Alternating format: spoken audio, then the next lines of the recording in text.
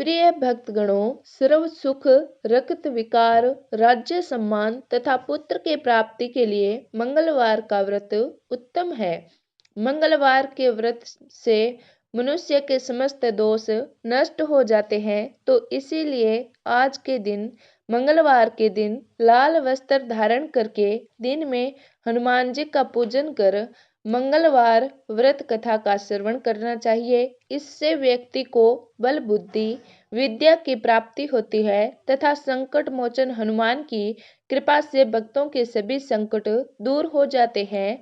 तो आज से मैं सुना रही हूँ मंगलवार के दिन सुनी जाने वाली मंगलवार की बड़ी ही दुर्लभ पौराणिक व्रत कथा, जिसे आप सभी भक्तगण बड़ी श्रद्धा तथा प्रसन्नचित मन से पूरा अवश्य सुनिएगा। तो आइए जय सिया राम का उद्घोष करते हुए कथा का स्मरण करते हैं। एक नगर में एक ब्राह्मण पंडित रहा करता था। उस परिवार में सिर्फ पंडित दुर्गेश ही थे। वह अपना जीवन यापन यजमानों से मिली दक्षिणा से ही करते थे। माता तो बचपन में ही चल बसी थी और अब पिता का साया भी सर से उठ चुका था। सुबह खाना बनाकर खाते, फिर काम पर चले जाते। शाम को वापसी के बाद आराम भी नहीं करते और आते ही खाना बनाने में जुट जाते। मोहल्ले वालों ने अपने प्रयासों से पंडित जी का विवाह एक गरीब कन्या से करा दिया। अब दुर्गेश खुश थे। अब उन्हें सुबह शाम बना हुआ खाना मिलता। उनकी पत्नी का नाम सावित्री था। सावित्री गरीब घर की जरूर थी, लेकिन वह गृह कार्य में दक्ष होने के साथ साथ सामाजिक प्रवृत्ति की थी और हनुमान जी की परम भक्त थी। उनके व्यवहार से बड़ी सभी पड़ोसी ने खुश थी। वह हर मंगलवार का व्रत किया करती थी। अब इधर पंडित जी का जीवन अच्छे से कट रहा था। कुछ समय बाद सावित्री गर्भवती हो गई। जब सावित्री के प्रसव का समय आया तो पंडित जी अपने पड़ोसी की एक दाई को लेकर आए। समय पर सावित्री ने एक सुंदर लड़के को जन्म दिया। अब इधर पंडित जी ने एक नए कपड़े में उसे लपेट लिया और घर से निकल पड़े। कुछ समय के उपरांत वह गंगा तट पर पहुंचे।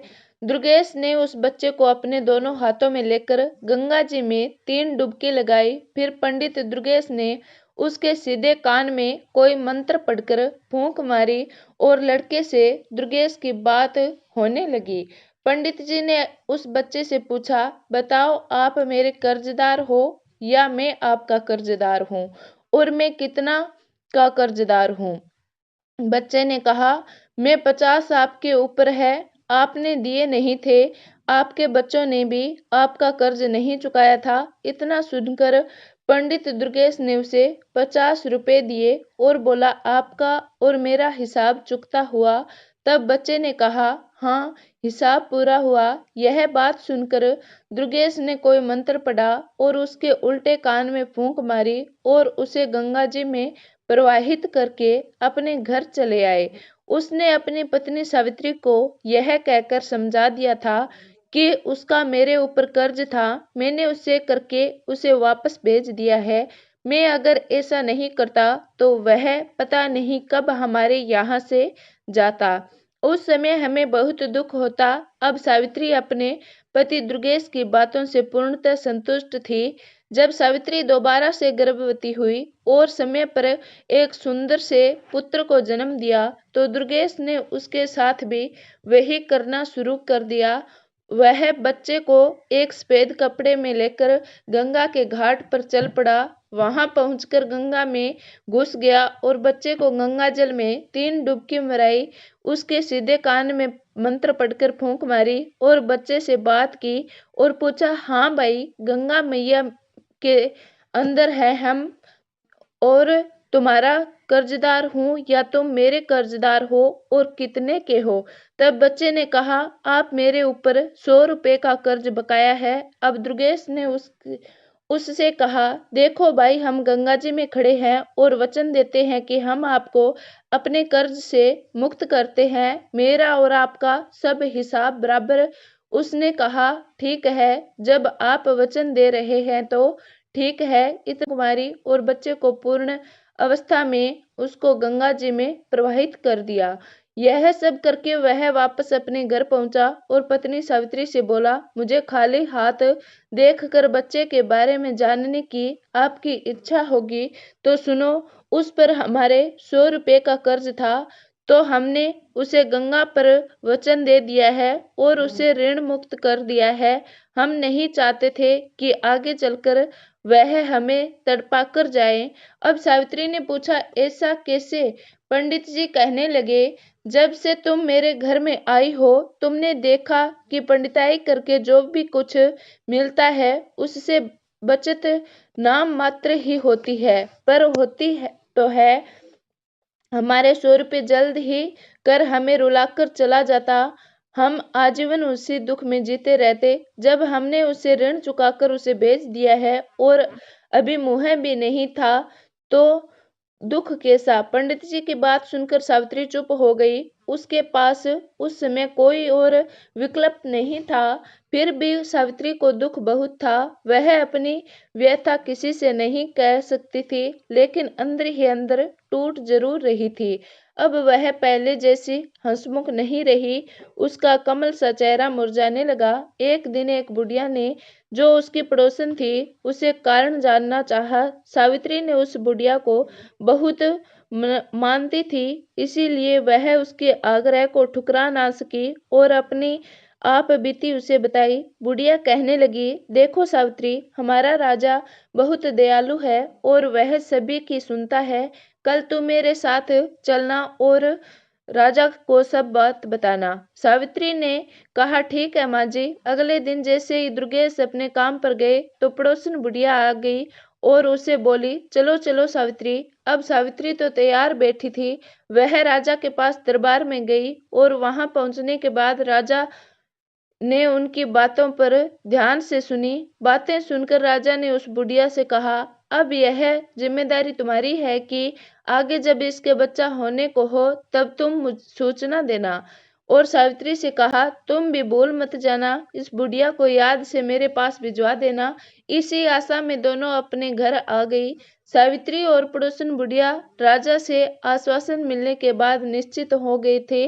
बुढ़िया तो पूरी तरह आश्वस्त थी, लेकिन सावित्री अपने दोनों संतानों के बारे में सोच कर ही सिहर जाती, जिसका मुँह भी उसने अच्छी तरह से नहीं देखा था। पर पंडित दुर्गेश को तो कोई दुख नहीं था। वह तो कर रहा था, अपने भविष्य को ही सोचकर कर रहा था। दुर्गेश ने अपने असीम प्रेम और स्नेह से सावित्री को महान दुख से उबार लिया था। अब दोनों में परस्पर प्रेम की धारा बहने लगी और सावित्री फिर से हनुमान जी की पूजा अर्चना करने लगी। इसी का प्रताप यह हुआ कि सावित्री ने तीसरी बार गर्भाधारण किया। सावित्री ने अपने पड़ोसन बुढ़िया के माध्यम से राजा को भी संदेश भिजवा दिया। राजा ने उसको समझा दिया कि चिंता मत करना, जब प्रसव होने वाला हो मुझे सूचित कर देना, मैं सब कुछ अपने आप देख लूंगा। सावित्री खुश होने के साथ साथ पिछली यादों से परेशान थी। वह हर समय अपनी तीसरी संतान की चिंता में डूबी रहती थी। समय समय पर उसकी पड़ोसन आकर उसे समझा जाती। इस तरह धीरे धीरे गर्भावस्था पूर्ण हुई और प्रसव समय भी आ गया। सावित्री ने दुर्गेश से कहा, आप पड़ोसन वाले बुढ़िया माँ को मेरे पास छोड़कर दाई को बुला लाओ। पंडित जी पड़ोसन की बुढ़िया को अपनी पत्नी के पास छोड़कर दाई को बुलाने चले गए। सावित्री ने बुढ़िया से कहा, माँ जी, आप राजा को खबर दे दो, इसीलिए मैंने आपको पहले ही बुला दिया है। जब तक दाई आई तब तक राजा भी भेष बदलकर दुर्गेश के घर के पास पहुंचा और इधर उधर टहलने लगा। कुछ समय के पश्चात शिशु के रोने की आवाज आने लगी। तभी पंडित जी अंदर गए और एक साफ नए कपड़े में उसे लेकर घर से निकल गए। जब राजा ने दुर्गेश को बाहर निकलते देखा तो राजा भी उसके पीछे पीछे निश्चित दूरी बनाकर चलने लगा। कुछ समय के पश्चात दुर्गेश गंगा के तट पर पहुंचा। बच्चे को लेकर वह गल में जाकर रुक गया। अब दुर्गेश ने बच्चे को 3 डुबकी लगाई और उसके सीधे कान में एक और उसके सीधे कान में कोई मंत्र पढ़कर फूंक मारी। अब बच्चा बात करने में सक्षम था। तब दुर्गेश ने उससे पूछा, बताओ, मेरा कर्ज आपके ऊपर है या आपका कर्ज मेरे ऊपर है, और कितना है?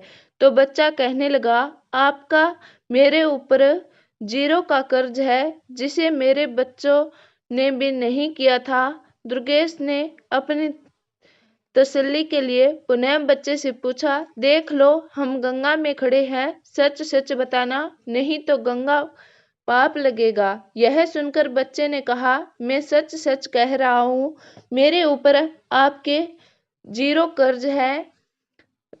पंडित जी उल्टे कान में फूंक मारी। बच्चा अपने असली रूप में आकर रोने लगा। अब राजा दूर से यह सारा दृश्य देख रहा था। अब दुर्गेश ने बच्चे को गंगा में डुबकी लगाना शुरू कर दिया।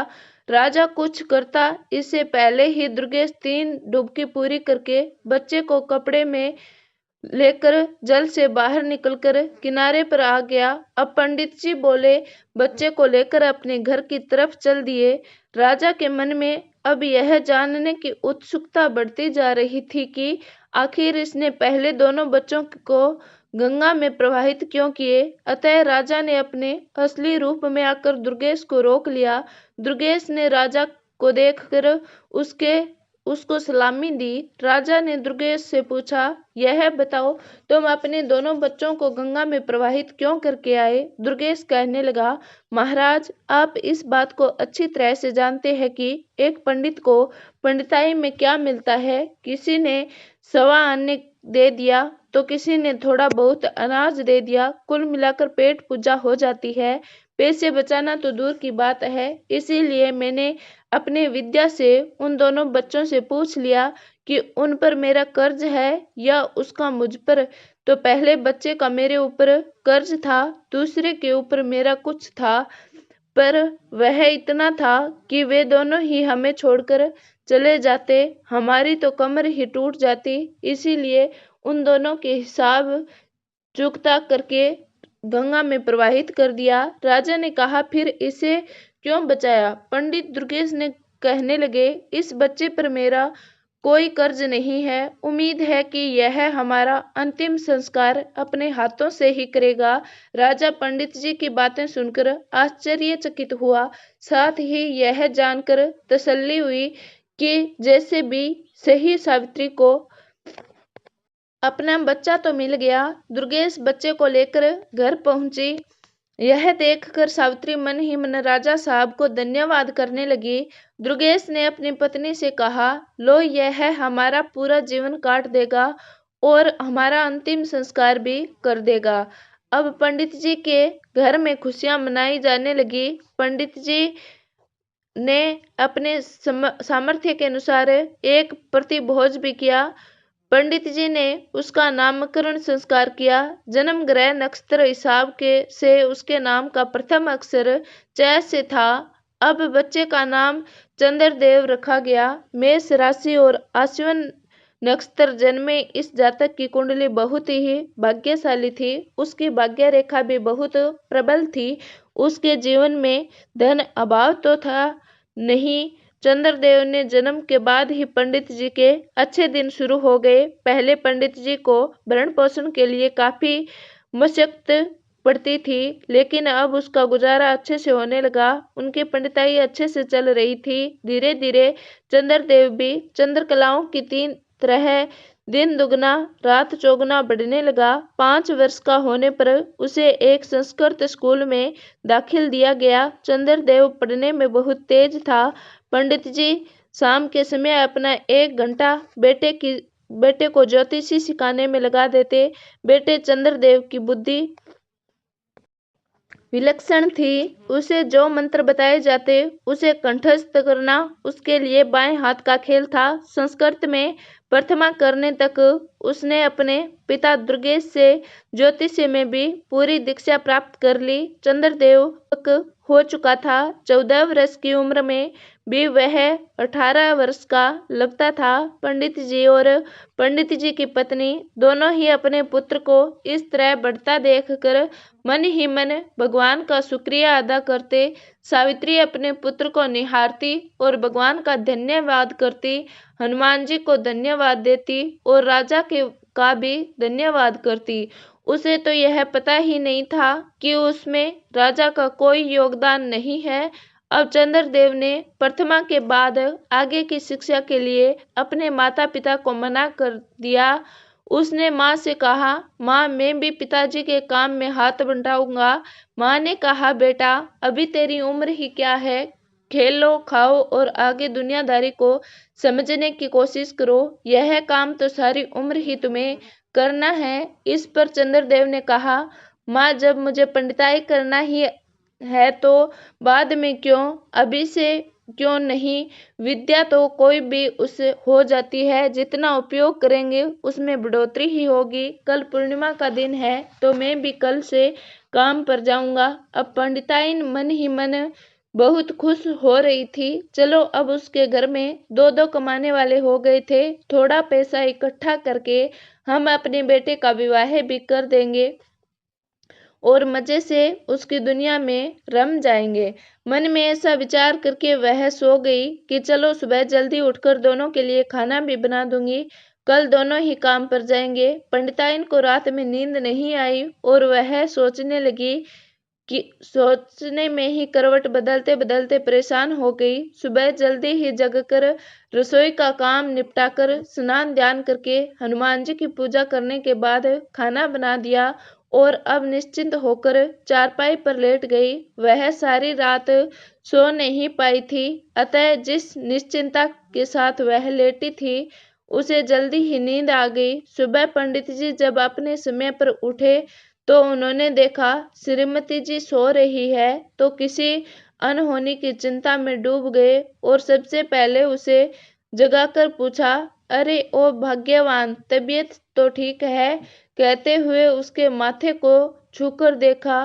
तब सावित्री ने उससे, मेरी तबीयत बिल्कुल ठीक है, थोड़ी देर लेट उठ गई, सो काम दाम करके लेट गई और नींद आ गई। आप अपने नित्य कर्म करो, खाना तैयार है। इतने में चंद्रदेव भी जाग गया और नित्य कर्म करने लगा। दोनों पिता पुत्र तैयार होकर आ गए। सावित्री ने दोनों को आसन लगाकर उसे खाना परोसा। दोनों ने खाना खाया और दोपहर का खाना साथ में लेकर अपने काम पर निकल गए। चंद्रदेव का पहला दिन था तो उसे कोई भी यजमान ऐसा नहीं मिला जो उसकी सेवा में उसे ले सके। धीरे धीरे शाम होने को आई। चंद्रदेव उदास मन से घर के लिए रवाना हुआ। थके कदमों से वह घर की तरफ जा ही रहा था कि अचानक उसके मुख पर गरम गरम पानी की कुछ बूंदें गिरी। उसने अपनी नजर ऊपर उठाई तो देखा एक बहुत ही सुंदर स्त्री अपने आंखों से आंसू बहा रही थी। उसी के आंसू की बूंदें चंद्रदेव के ऊपर गिरी थी। चंद्रदेव रुक गया और उससे पूछने लगा, बहन आपको क्या दुख है, मुझे बताओ, हो सकता है मैं आपकी कोई मदद कर सकूं। ऊपर से उस स्त्री ने देखा एक नौजवान लड़का तिलक छापे, राम नाम के पीताम्बर डाले नीचे खड़ा है। वह बहुत बड़ा पंडित लग रहा था। उसे देखकर ऐसा लग रहा था मानो अभी अभी काशी से आ रहा हो। उस स्त्री ने कहा, अरे तेरे जैसे कितने आए और ठग कर चले गए, मेरा तो विश्वास ही उठ गया है तुम्हारे जैसे ढोंगी पंडितों से।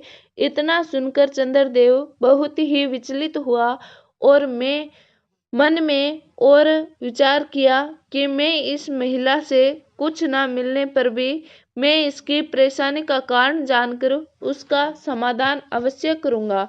उधर से महिला ने कहा, मैं तुम्हें कोई पैसा या दक्षिणा देने वाली नहीं हूँ। चंद्रदेव ने कहा, माताजी नीचे तो आ जाओ, अपना हाथ दिखाओ और बताओ समस्या क्या है। वह स्त्री नीचे आई और कहने लगी, देखो मैं पहले से ही तुम्हें बता देती हूँ, मैं तुम्हें कोई दान दक्षिणा देने वाली नहीं हूँ। बाद में तुम दक्षिणा के नाम पर मुझे ठगना चाहो चंद्रदेव ने कहा, बहन मैं कोई ढोंगी नहीं हूँ।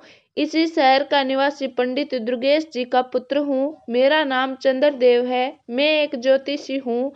इस मोहल्ले में रहता हूँ। हाँ, दूसरी बात, मैं आपका रोना देखकर दुखी हुआ हूँ, इसीलिए पूछ लिया। अब आपकी मर्जी है, जानना चाहती हो या नहीं। वह स्त्री कहने लगी, ठीक है, तुम जो भी कहो, इतना समझ लो, मैं तुम्हें पैसा देने वाली नहीं हूँ।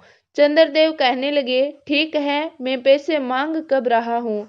तो वह स्त्री बोली, अगर तुम्हारी बातें सही निकली तो मैं तुम्हें तुम्हारे घर पर ही दक्षिणा भिजवा दूंगी। चंद्रदेव कहने लगा, बताओ समस्या क्या है। उस स्त्री ने कहा, मेरे पति प्रदेश गए हैं, 4 वर्ष हो गए हैं, अभी तक वापस नहीं आए और ना ही कोई सुखद पत्र उन्होंने भेजा है। मैं केवल यह जानना चाहती हूँ कि वह ठीक है तो है और कब तक वापस आएंगे।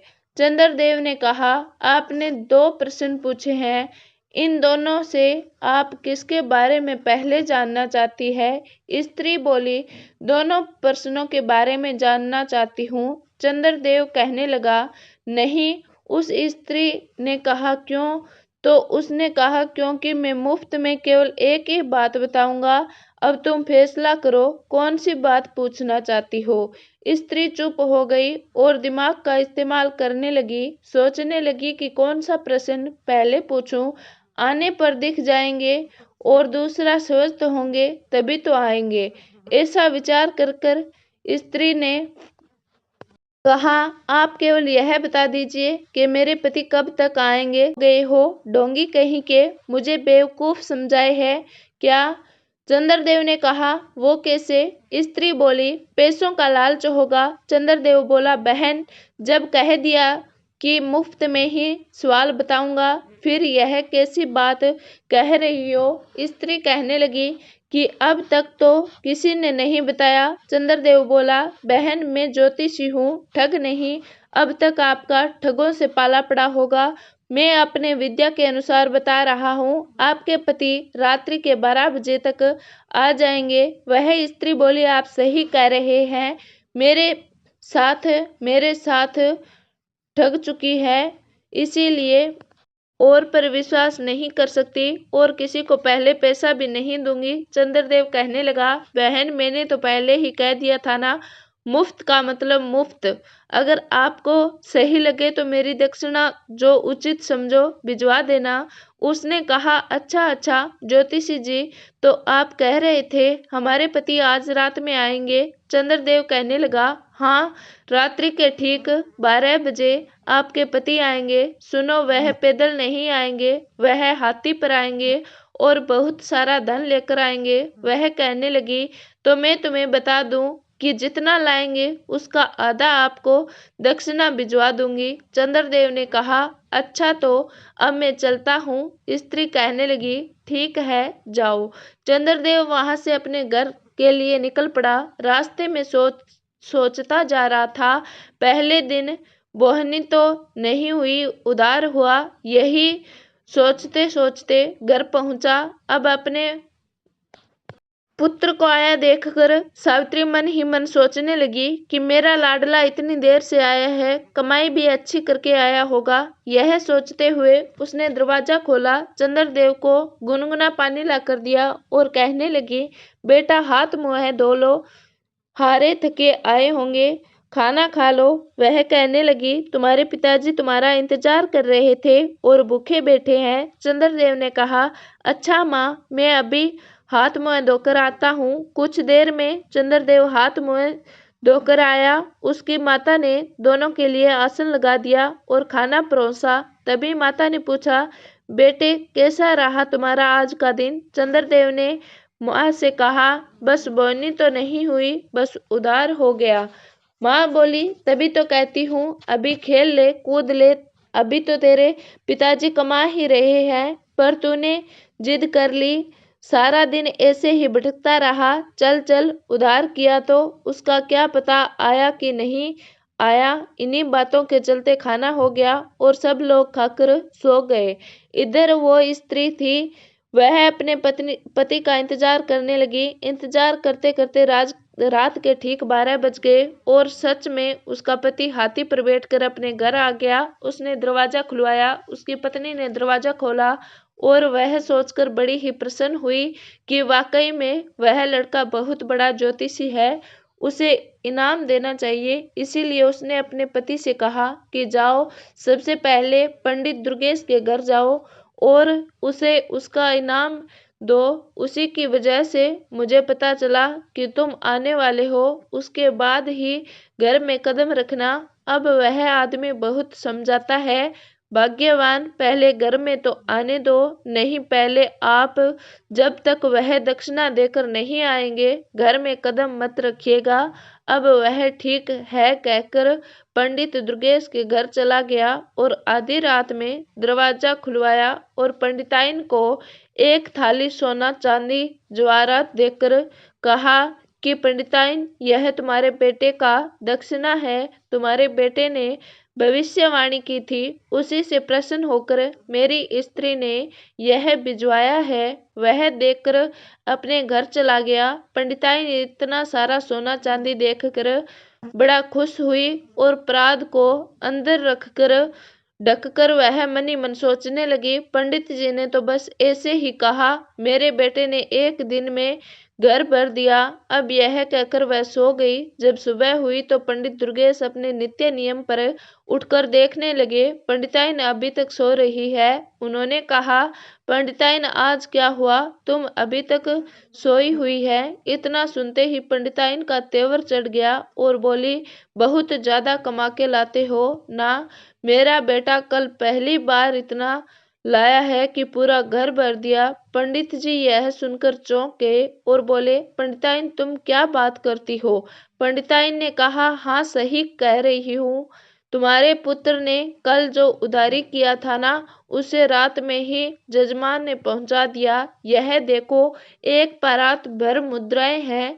यह देखकर तो पंडित जी अपने सर पर हाथ धरकर तुरंत जमीन पर बैठ गए और रोने बिलखने लगे। पंडिताइन यह देखकर पूछने लगी। पंडित जी ने कहा, अरे भाग्यवान, पहले तू घर के अंदर जाकर देख, तेरा पुत्र जीवित है या नहीं। पंडिताइन आंखें निकाल कर देखने लगी। अब वह भागी भागी घर के अंदर आई तो देखा उसका पुत्र मरा पड़ा है और वह जोर जोर से रोने लगी। यह देखकर पंडित जी ने कहा, पंडिताई, मैंने कहा था ना, पूर्व जन्म के उसने अपने कर्ज चुकाकर हमसे मुक्ति पा ली है, इसीलिए हम उसे कमाना देना नहीं चाहते थे। अब तुम हनुमान जी की पूजा करो, अब वही तुम्हारे पुत्र को वापस ला सकते हैं। यह सुनकर पंडिताइन बिना अन्न पानी के एक हफ्ते तक उपवास करती रही। जब हफ्ता पूरा हुआ तो वह मरणासन हो गई। यह देखकर हनुमान जी भी बड़े प्रसन्न हुए और बोले, यदि मैंने इस ब्राह्मणी को दर्शन नहीं दिया तो सभी भक्तों का विश्वास मुझसे उठ जाएगा। यह सोचकर हनुमान जी महाराज पंडिताइन के घर उसके कुटिया में ही प्रकट हो गए और बोले, पंडिताइन, तुमने मंगलवार का व्रत करके मुझे बड़ा ही प्रसन्न किया है। तुम लगातार हर मंगलवार को व्रत नियम से करती आई हो, मांगो तुम्हें क्या चाहिए। पंडिताइन ने कहा, ना मुझे सोना चाहिए, ना अन्न चाहिए, ना धन चाहिए, मुझे बस मेरा पुत्र चाहिए। हनुमान जी ने कहा, उसके भाग्य में जो लिखा था वही, इसीलिए मैं चाहती हूँ आप इस पुत्र को मुझे वापस कर दो। प्रिय भक्तों, उस पंडिताइन के कठिन तपस्या से प्रसन्न होकर हनुमान जी ने तथास्तु कह दिया और पंडिताइन का, जरा कमरे के अंदर जाकर तो देखो, तुम्हारा पुत्र तुम्हें बुला रहा है। पंडिताइन जैसे ही पुत्र के कमरे में कदम रखा, उसका पुत्र हंसता खेलता अपनी माँ के चरणों में गिर गया और इस प्रकार पंडिताइन के मंगलवार के व्रत के प्रताप से उसका पुत्र उसे प्राप्त हुआ। तो प्रिय भक्तों, मंगलवार का व्रत अष्ट सिद्धियों और 9 निधियों को देने वाला है। माता सीता ने हनुमान जी को यह आशीर्वाद दिया है कि मंगलवार के दिन जो उनकी पूजा करेगा, वह व्रत कथाओं का श्रवण करेगा तो वह धन पुत्र आरोग्य सभी प्रकार के सुखों से परिपूर्ण होगा, वह हर प्रकार के संकटों से मुक्त रहेगा। तो बोलिए बजरंगबली महाराज की जय। जय सिया राम, जय जय सिया राम। ओम नमः